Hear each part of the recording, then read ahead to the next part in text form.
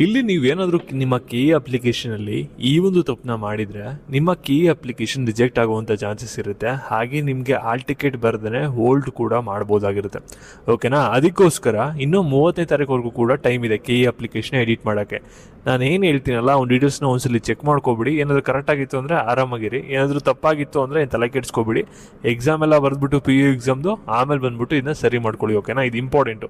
ಇಲ್ಲಾಂದರೆ ನಿಮ್ಮ hall ticket hold ಆಗುತ್ತೆ, CT ಎಕ್ಸಾಮ್ ಬರೆಯೋಕ್ಕಾಗಲ್ಲ ಆಮೇಲೆ ಏನಾದರೂ ಕರೆಕ್ಟ್ ಆಗಿಲ್ಲ ಅಂದರೆ. ಓಕೆನಾ? ಏನೇ ಡೀಟೇಲ್ಸ್ಗಳು ಕರೆಕ್ಟಾಗಿರಬೇಕು ಅದ್ರ ಬಗ್ಗೆ ಈ ಒಂದು ವಿಡಿಯೋದಲ್ಲಿ ಡೀಟೇಲಾಗಿ ತಿಳಿಸ್ಕೊಡ್ತೀನಿ. ಯಾರ್ದು ರಿಜೆಕ್ಟ್ ಆಗುತ್ತೆ, ಯಾರ್ದು ಆಲ್ ಟಿಕೆಟ್ ವಿತ್ ಹೆಲ್ಡ್ ಆಗ್ಬೋದು, ಇದ್ರ ಬಗ್ಗೆ ಕಂಪ್ಲೀಟಾಗಿ ಈ ಒಂದು ವಿಡಿಯೋದಲ್ಲಿ ನೋಡೋಣ. ವಿಡಿಯೋನ ಗಮನ ಇಟ್ಟು ಕೊನೆವರೆಗೂ ಕೂಡ ನೋಡ್ತಾ ಹೋಗಿ, ನಿಮಗೆ ತುಂಬಾ ಇಂಪಾರ್ಟೆಂಟ್ ವಿಡಿಯೋ ಆಗಿರುತ್ತೆ. ಹಾಗೆ ಯಾರು ಚಾನಲ್ ಸಬ್ಸ್ಕ್ರೈಬ್ ಮಾಡ್ಕೊಂಡ್ರಲ್ಲ ಪ್ರತಿಯೊಬ್ಬರು ಕೂಡ ಸಬ್ಸ್ಕ್ರೈಬ್ ಮಾಡ್ಕೊಳ್ಳಿ. ಹಾಗೆ ಪ್ರತಿಯೊಬ್ಬರು ಕೂಡ ವಿಡಿಯೋಗೊಂದು ಲೈಕ್ ಕೊಡಿ. ಯಾಕೆಂದರೆ ಮಾಡುವಂಥ ಒಂದು ಸಣ್ಣ ಲೈಕ್, ಒಂದು ಸಣ್ಣ ಸಬ್ಸ್ಕ್ರೈಬಿಂದ ನಿಮ್ಗೆ ಇದೇ ರೀತಿ ಒಂದು ಕಾಲೇಜ್ ಹೋಗಿ ಅಡ್ಮಿಷನ್ ಆಗೋರು ಕೂಡ ಒಂದು ಅಪ್ಡೇಟ್ಸ್ಗಳನ್ನ ನೀಡ್ತಾ ಇರ್ಬೋದಾಗಿರುತ್ತೆ. ಅದಕ್ಕೋಸ್ಕರ ಪ್ರತಿಯೊಬ್ಬರು ಕೂಡ ಸಬ್ಸ್ಕ್ರೈಬ್ ಮಾಡ್ಕೊಳ್ಳಿ. ಇವಾಗ ನಾವು ಡೈರೆಕ್ಟಾಗಿ ವಿಡಿಯೋ ಬಗ್ಗೆ ಬರೋಣ. ಅದಕ್ಕಿಂತ ಮುಂಚೆ ಒಂದು ಇಂಪಾರ್ಟೆಂಟ್ ವಿಷಯ, ನನ್ನ ಕಾಲೇಜ್ಗಳಲ್ಲಿ ಇನ್ನೂ ಬೇಸಿಕ್ C++, ಜಾವಾ ಇಂಥದ್ದನ್ನೇ ಟೀಚ್ ಮಾಡ್ತಾ ಇದ್ದಾರೆ. ಅದರ ಕಾಂಪಿಟೇಷನ್ ಯಾವ ರೀತಿ ಬಿಲ್ಡ್ ಆಗಿದೆ ಅಂದರೆ AI ಮಾಡಲ್ಸ್ನ ಕ್ರಿಯೇಟ್ ಮಾಡ್ತಾ ಇದ್ದಾರೆ. ChatGPT, Gemini, ಈ ರೀತಿ ಎಷ್ಟೊಂದು ಜನ 40 lakh 50 lakh ಪರ್ ಆ್ಯನಮ್ ಇರುವಂಥ ಜಾಬ್ಗಳಿಗೆ ಪ್ಲೇಸ್ಮೆಂಟ್ ಆಗ್ತಾ ಇದ್ದಾರೆ. ಗೂಗಲ್, ಮೈಕ್ರೋಸಾಫ್ಟ್, ವಿಪ್ರೋಗೆಲ್ಲ. ಇಲ್ಲಿ ಟ್ರೆಡಿಷನಲ್ ಕಾಲೇಜಲ್ಲಿ ಏನಾಗುತ್ತೆ ಅಂದರೆ ಕಂಪ್ಲೀಟ್ಲಿ ಔಟ್ಡೇಟೆಡ್ ಸಿಲೆಬಸ್ ಇರುತ್ತೆ. ಮತ್ತು ನೀವು ಹಿಂಗೇನಾದರೂ ಇವಾಗ ಮಿಷಿನ್ ಲರ್ನಿಂಗ್ ಅಂತ ಕೇಳಿದ್ರೆ ನೀವೆಲ್ಲರೂ ಕೂಡ ಗೂಗಲ್ನ ಸರ್ಚ್ ಮಾಡ್ತೀರಾ. ಯಾವುದೋ ಇಂಜಿನಿಯರಿಂಗ್ ಕಾಲೇಜಿಗೆ ಸೇರಿಕೊಂಡು ಹಳೆ ಸಿಲೆಬಸ್ನ ಓದ್ಕೊಂಡು ಟ್ರ್ಯಾಪ್ ಆಗಕ್ಕೆ ಹೋಗ್ಬಿಡಿ. ಇದಕ್ಕೆ ಒಂದು ಸೊಲ್ಯೂಷನ್ ಏನಂದರೆ ಆಲ್ಟಾ ಸ್ಕೂಲ್ ಆಫ್ ಟೆಕ್ನಾಲಜಿ.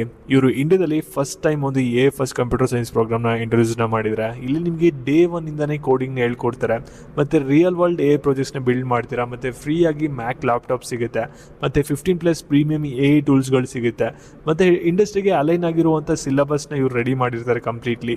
ಮತ್ತು ಸ್ಟೂಡೆಂಟ್ಸ್ ಇಲ್ಲಿ ಬರೀ ಓದಲ್ಲ, ಬಿಲ್ಡ್ ಮಾಡ್ತಾರೆ. ಫಸ್ಟ್ ಇಯರಿಂದನೇ AI ಆ್ಯಪ್ನ ಬಿಲ್ಡ್ ಮಾಡ್ತಾರೆ. ChatGPT APIನ ಯೂಸ್ ಮಾಡಿಕೊಂಡು. ಮತ್ತು ಫುಲ್ ಸ್ಟ್ಯಾಕ್ ಪ್ಲ್ಯಾಟ್ಫಾರ್ಮಲ್ಲಿ ವಿತ್ AI ಇಂಟಿಗ್ರೇಷನ್ ಜೊತೆ ವರ್ಕ್ ಮಾಡ್ತಾರೆ. ಮತ್ತು ನಿಮಗೆ ಫ್ರೀಯಾಗಿ 1:1 ಮೆಂಟರ್ಶಿಪ್ ಕೂಡ ಇನ್ಕ್ಲೂಡ್ ಆಗಿರುತ್ತೆ. ಮತ್ತು ಪೋರ್ಟ್ಫೋಲಿಯೋ ಪ್ರಾಜೆಕ್ಟ್ಗಳಿಗೆ ಯಾವ ರೀತಿ ಬಿಲ್ಡ್ ಮಾಡಬೇಕು, ರೆಸ್ಯೂಮ್ನ ಯಾವ ರೀತಿ ಬಿಲ್ಡ್ ಮಾಡಬೇಕು, ಪ್ಲೇಸ್ಮೆಂಟ್ಗೆ ಯಾವ ರೀತಿ ಪ್ರಿಪೇರ್ ಆಗಬೇಕು, ಇದೆಲ್ಲ ಕೂಡ ನಿಮಗೆ ಫಸ್ಟ್ ಇಯರಿಂದನೇ ಹೇಳ್ಕೊಡ್ತಾರೆ. ಆದರೆ ನಿಮಗೆ ಇಲ್ಲಿ ಕರೆಕ್ಟಾಗಿ ಗಮನ ಇಟ್ಟು ಕೇಳಿಸ್ಕೊಳ್ಳಿ. ಇಲ್ಲಿ ಬರೀ ಟಾಪ್ ಪರ್ಫಾರ್ಮರ್ ಮಾತ್ರ ಈ ಒಂದು ಕಾಲೇಜಿಗೆ ಸೆಲೆಕ್ಟ್ ಆಗ್ತಾರೆ. ಎಲ್ಲರನ್ನೂ ಕೂಡ ಸೆಲೆಕ್ಟ್ ಮಾಡ್ಕೊಳ್ಳಲ್ಲ. ಇದಕ್ಕೆ ಒಂದು ಎಂಟ್ರೆನ್ಸ್ ಎಕ್ಸಾಮ್ ಇರುತ್ತೆ. ಆಲ್ಟಾ ಸ್ಕೂಲ್ ಆಫ್ ಟೆಕ್ನಾಲಜಿ ASAT ಅಂದ್ಬಿಟ್ಟು. ಅದು ಇವಾಗ ಲೈವ್ ಇದೆ. ಅಂದರೆ ಲಾಸ್ಟ್ ಡೇಟ್ ಎಕ್ಸಾಮ್ಗೆ ಅಪ್ಲೈ ಮಾಡೋಕ್ಕೆ ಮಾರ್ಚ್ 13ನೇ ತಾರೀಕು. ಎಕ್ಸಾಮ್ ಅಂದ್ಬಿಟ್ಟು ಮಾರ್ಚ್ 14ನೇ ತಾರೀಕು ಇರುತ್ತೆ. ಸ್ಕಾಲರ್ಶಿಪ್ ಅಪ್ ಟು 100% ಇರುತ್ತೆ. ಮತ್ತು ಲಿಂಕ್ ನಿಮಗೆ ಡಿಸ್ಕ್ರಿಪ್ಷನ್ ಬಾಕ್ಸ್ ಇರುತ್ತೆ. ಒಂದ್ಸಲಿ ಕ್ಲಿಕ್ ಮಾಡಿ ಚೆಕ್ ಮಾಡಿ. ನಿಮ್ಮ ಫ್ಯೂಚರ್ ಚೇಂಜ್ ಆಗ್ಬೋದು. ಎಲ್ಲ ರೀತಿಯ ಆವ್ರೇಜ್ ಸ್ಟೂಡೆಂಟ್ ಆಗಿ ಹೋಗ್ಬೇಡಿ. ನಿಮ್ಮ ಫ್ಯೂಚರ್ನ ಬಿಲ್ಡ್ ಮಾಡೋಕ್ಕೆ ಸ್ಟಾರ್ಟ್ ಮಾಡಿ. ನಾವು ಡೈರೆಕ್ಟಾಗಿ ವಿಡಿಯೋ ಬಗ್ಗೆ ಬರೋಣ. ಈಗ ಪ್ರತಿಯೊಬ್ಬರು ಕೂಡ ವಿಡಿಯೋನ ಗಮನ ಇಟ್ಟು ಕೊನೆವರೆಗೂ ಕೂಡ ನೋಡ್ತಾ ಹೋಗಿ. ಇಲ್ಲಿ ನಿಮಗೆ ಸಾಕಷ್ಟು ಜನಕ್ಕೆ ಒಂದು ಡೌಟ್ ಇದೆ. ಮತ್ತು ಪದೇ ಪದೇನೂ ಕೂಡ ಕಮೆಂಟ್ ಆಗ್ತಾ ಇರಾ. ಮತ್ತು ಕೆಲವು ಕಮೆಂಟ್ಸ್ಗಳಿಗೆ ನಿಮ್ಗೆ ಅಲ್ಲೇ ರಿಪ್ಲೈ ಮಾಡಿರ್ತೀನಿ. ಅದನ್ನ ನೀವು ನೋಡಿಕೊಂಡು ಬೇರೆಯವ್ರಿಗೆ ಸಿಮಿಲರ್ ಡೌಟ್ ಇತ್ತು ಅಂದರೆ ನೀವು ಸಾಲ್ವ್ ಕೂಡ ಮಾಡ್ಕೋಬೋದು. ಓಕೆನಾ? ಇಲ್ಲಿ ಸಾಕಷ್ಟು ಜನ ಕೇಳ್ತಾ ಇರೋದೇನೆಂದರೆ, ಕಾಮನ್ ಆಗಿ ಬರ್ತಿರೋವಂಥ ಕ್ವಶನ್ನು, ಇವಾಗ ನಂದು KCT ಡಾಕ್ಯುಮೆಂಟ್ ವೆರಿಫಿಕೇಷನ್ ಆಗಿಲ್ಲ, ಇವಾಗ ನಾನೇನಾದರೂ ಇವಾಗ ಡಾಕ್ಯುಮೆಂಟ್ ವೆರಿಫಿಕೇಷನ್ ಮಾಡಿಸ್ಕೊಂಡಿಲ್ಲ ಅಂದರೆ ನನಗೆ KAದು ಹಾಲ್ ಟಿಕೆಟ್ ಬರೋದಿಲ್ವಾ, ನನ್ನ ಎಕ್ಸಾಮ್ ಬರೆಯೋಕ್ಕಾಗಲ್ವ ಅನ್ನೋದು ಸಾಕಷ್ಟು ಜನರಿಗೆ ಕಾಮನ್ ಆಗಿರುವಂಥ ಡೌಟು. ಓಕೆನಾ? ಇಲ್ಲಿ ನೋಡಿ, KA ಬಂದುಬಿಟ್ಟು ಕಂಪ್ಲೀಟ್ಲಿ ಸ್ಟೂಡೆಂಟ್ ಫ್ರೆಂಡ್ಲಿ ಆಗಿದೆ. ಏನೋ ಆ ರೀತಿ ನಿಮಗೆ ರಿಸ್ಟ್ರಿಕ್ಟ್ ಮಾಡೋಕ್ಕೆ ಹೋಗಲ್ಲ. ಇವಾಗ ನೀವು ಡಾಕ್ಯುಮೆಂಟ್ ವೆರಿಫಿಕೇಷನ್ ಮಾಡ್ಕೊಂಡಿಲ್ಲ ಅಂದ್ರೂ ಕೂಡ ನಿಮಗೆ ಹಾಲ್ ಟಿಕೆಟ್ ಏನು ಕೊಡಬೇಕಲ್ಲ ಅದನ್ನ ಕೊಡ್ತಾರೆ. ನೀವು ಆರಾಮಾಗಿ CET ಎಕ್ಸಾಮ್ನ ಬರೆದ್ಬಿಟ್ಟು ಬರ್ಬೋದು. ಓಕೆನಾ? ಆದರೆ CET ಎಕ್ಸಾಮ್ ಬರೆದಾದ್ಮೇಲೆ ರಿಸಲ್ಟು ಕೂಡ ಅನೌನ್ಸ್ಮೆಂಟ್ನ ಮಾಡ್ತಾರೆ. ಅದರಲ್ಲೂ ಕೂಡ ನಿಮ್ಗೆ ಏನೂ ಪ್ರಾಬ್ಲಮ್ ಮಾಡಲ್ಲ. ಓಕೆನಾ? ಅದಾದಮೇಲೆ ನೆಕ್ಸ್ಟ್ ಸ್ಟೇಜ್ ಇನ್ನೊಂದು ಬರುತ್ತೆ ನೋಡಿ, ಕೌನ್ಸಲಿಂಗ್ ಅಟೆಂಡ್ ಮಾಡೋದು, ಕಾಲೇಜ್ಗಳನ್ನ ಸೆಲೆಕ್ಟ್ ಮಾಡೋದು. ಆ ಒಂದು ಪ್ರೊಸೆಸಲ್ಲಿ ನಿಮಗೆ ವಿತ್ ಹೆಲ್ಡ್ ಮಾಡ್ತಾರೆ. ನೀವೇನಾದರೂ ಡಾಕ್ಯುಮೆಂಟ್ ವೆರಿಫಿಕೇಷನ್ನ ಮಾಡಿಸ್ಕೊಂಡಿಲ್ಲ, ಏನಾದರೂ ಅವ್ರು ಹೇಳಿರುವಂಥ ಕಂಡೀಷನ್ಗಳನ್ನ ಫಾಲೋ ಮಾಡಿಲ್ಲ, ಸರಿಯಾಗಿಲ್ಲ ಅಪ್ಲಿಕೇಶನ್ ಅಂದರೆ ಆವಾಗ ನಿಮ್ಮನ್ನ ಕಟ್ ಡೌನ್ ಮಾಡಿ ವಿತ್ ಹೆಲ್ಡ್ ಮಾಡ್ತಾರೆ. ಇಲ್ಲಿವರೆಗೂ ಕೂಡ ನಿಮ್ಮನ್ನ ಬಿಡ್ತಾರೆ, ಏನು ಕೂಡ ತೊಂದರೆ ಮಾಡಲ್ಲ. ಓಕೆನಾ? ಇವಾಗ ಯಾರು ಕೂಡ ವಿಡಿಯೋನ ಸ್ಕಿಪ್ ಮಾಡೋಕೆ ಹೋಗ್ಬಿಡಿ. ವಿಡಿಯೋನ ಗಮನ ಇಟ್ಟು ನೋಡ್ತಾ ಹೋಗಿ. ಯಾಕೆಂದರೆ ಕೀ ಅಪ್ಲಿಕೇಶನ್ನ ನೀವೆಲ್ಲರೂ ಕೂಡ ಇವಾಗ ಆಗಲೇ ಫಿಲಪ್ ಮಾಡಿದ್ದೀರಾ. ಇವಾಗ ನೀವು ಕೀ ಅಪ್ಲಿಕೇಶನ್ ಫಿಲಪ್ ಮಾಡಿರೋರು, ನೀವು ಮಸ್ಟ್ ಆ್ಯಂಡ್ ಶುಡ್ ಪ್ರತಿಯೊಬ್ಬರು ಕೂಡ ನಿಮ್ಮ ಅಪ್ಲಿಕೇಶನ್ ಕಾಪಿನ ಈ ಒಂದು ವಿಡಿಯೋ ನೋಡಾದ್ಮೇಲೆ ಒಂದ್ಸಲಿ ತಿರ್ಗಾ ಓಪನ್ ಮಾಡಿ ನೋಡ್ಕೊಳ್ಳಿ. ಅದರಲ್ಲಿ ನಿಮಗೆ ಈ ರೀತಿ ಇರಬೇಕು, ಫೈನಲ್ ಕಾಪಿ ಅಂತ ಇರಬೇಕು. ಯಾವುದೇ ಥರದ ಡ್ರಾಫ್ಟ್ ಕಾಪಿ ಅಂತ ಇರಬಾರ್ದು. ಅದೇನಾದರೂ ಡ್ರಾಫ್ಟ್ ಕಾಪಿ ಅಂತ ಇತ್ತು ಅಂದರೆ ನಿಮ್ಮ ಕೀ ಅಪ್ಲಿಕೇಶನ್ ಬಂದ್ಬಿಟ್ಟು ಇನ್ನೂ ಕೀಗೆ ಹೋಗಿಲ್ಲ ಅಂತ ಅರ್ಥ. ಆವಾಗ ನಿಮ್ಮದು ಅಪ್ಲಿಕೇಶನ್ನೇ ಹೋಗಿರಲ್ಲ, ಅವರು ನಿಮಗೆ ಹಾಲ್ ಟಿಕೆಟ್ನ ಇಶ್ಯೂ ಮಾಡೋಕ್ಕಾಗಲ್ಲ. ಫೈನಲ್ ಕಾಪಿ ಇತ್ತು ಅಂದರೆ ನಿಮ್ಮದು ಕೀ ಅಪ್ಲಿಕೇಶನ್ ಪ್ರೋಸೆಸ್ ಕಂಪ್ಲೀಟಾಗಿ ಮುಗಿದಿದೆ ಅಂತ ಅರ್ಥ. ಓಕೆನಾ?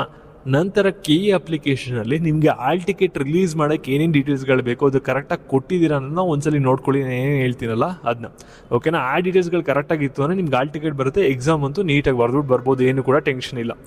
ಏನೇನು ಡೀಟೇಲ್ಸ್ಗಳು ಕರೆಕ್ಟಾಗಿರ್ಬೇಕಂದ್ರೆ, ಇಲ್ಲಿ ಸ್ಟೂಡೆಂಟ್ ನೇಮ್ ಓಕೆನಾ. ನಂತರ ಫಾದರ್ ನೇಮ್, ನಂತರ ಸ್ಟೂಡೆಂಟ್ ಡೇಟ್ ಆಫ್ ಬರ್ತ್.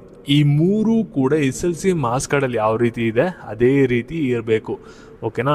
ಇದು ಸ್ಟೇಜ್ 1 ಅಂತ ಅಂದ್ಕೊಳ್ಳಿ. ಈ ಮೂರು ಡೀಟೇಲ್ಸ್ ಕೂಡ ಕರೆಕ್ಟಾಗಿತ್ತು ಅಂದರೆ ನಿಮಗೆ ಅರ್ಧಕ್ಕರ್ಧ ಪ್ರಾಬ್ಲಮ್ ಕ್ಲಿಯರ್ ಆಯಿತು ಅಂತ.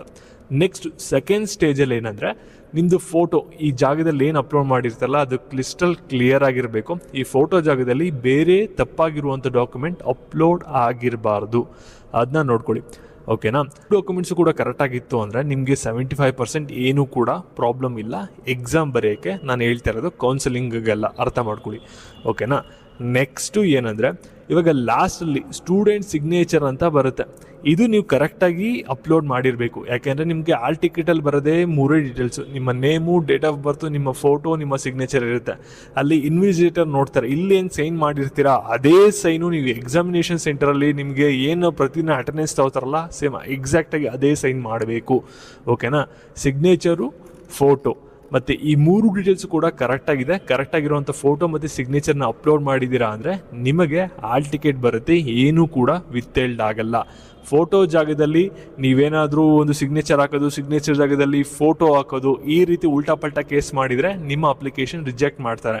ಡೈರೆಕ್ಟರ್ ಅವರೇ ಒಂದು ಅಫಿಷಿಯಲ್ ಆಗಿ ಹೇಳಿದರೆ ಸ್ಟೂಡೆಂಟ್ಗಳು ಈ ರೀತಿ ಕೆಲವರು ಮಿಸ್ಟೇಕ್ ಮಾಡಿದರೆ ಅವ್ರದ್ದೆಲ್ಲರನ್ನೂ ಕೂಡ ರಿಜೆಕ್ಟ್ ಮಾಡಿದ್ವಿ ಲಾಸ್ಟ್ ಇಯರ್ ಅಂತ, ಈ ರೀತಿ ಮಾಡೋಕೆ ಹೋಗ್ಬಿಡಿ ಅಂತಲೂ ಕೂಡ ಅಪ್ಡೇಟ್ ಮಾಡಿ ತಿಳಿಸಿದ್ದಾರೆ ಈ ವರ್ಷ. ಎಷ್ಟು ಜನ ನೋಡಿದರೆ ನೀವು ಇಲ್ವೋ ಅನ್ನೋದು ಗೊತ್ತಿಲ್ಲ. ಓಕೆನಾ. ಇಷ್ಟೆಲ್ಲ ಡೀಟೇಲ್ಸ್ ಕರೆಕ್ಟಾಗಿತ್ತು ಅಂದರೆ ನಿಮ್ಗೆ ಆಲ್ ಟಿಕೆಟ್ ಬರುತ್ತೆ, ನಿಮ್ಮ ಅಪ್ಲಿಕೇಶನ್ ರಿಜೆಕ್ಟ್ ಆಗಲ್ಲ, ಆರಾಮಾಗಿ ಎಕ್ಸಾಮ್ ಬರೀರಿ. ಓಕೆನಾ. ಕೌನ್ಸಿಲಿಂಗಿಗೆ ಏನೇನು ಅಪ್ಲಿಕೇಶನ್ ಡೀಟೇಲ್ಸ್ಗಳು ಕರೆಕ್ಟಾಗಿರಬೇಕು, ಅಟೆಂಡ್ ಮಾಡಬೇಕು ಅನ್ನೋದನ್ನ ನಿಮ್ಮ CET ಎಕ್ಸಾಮ್ ಎಲ್ಲ ಬರೆದ್ಬಿಟ್ಟು ನೀವು ಬಂದಾದ್ಮೇಲೆ ನಾನು ತಿಳಿಸ್ಕೊಡ್ತೀನಿ, ತಲೆ ಕೆಡಿಸ್ಕೊಬೇಡಿ. ಚಾನಲ್ನ ಪ್ರತಿಯೊಬ್ಬರು ಕೂಡ ಸಬ್ಸ್ಕ್ರೈಬ್ ಮಾಡ್ಕೊಳ್ಳಿ ಅಷ್ಟೇ. ಹಾಗೆ ನಿಮ್ಮ ಫ್ರೆಂಡ್ಸ್ಗಳಿಗೆ ಈ ಒಂದು ವಿಡಿಯೋನ ಲೈಕ್ ಮಾಡಿಬಿಟ್ಟು ಶೇರ್ ಮಾಡಿ, ಸರಿನಾ. ಅದರಿಂದ ನಿಮಗೆ ನೆಕ್ಸ್ಟ್ ವಿಡಿಯೋ ತರಕ್ಕೆ ನಮಗೆ ಹೆಲ್ಪ್ಫುಲ್ ಆಗುತ್ತೆ. Thank you.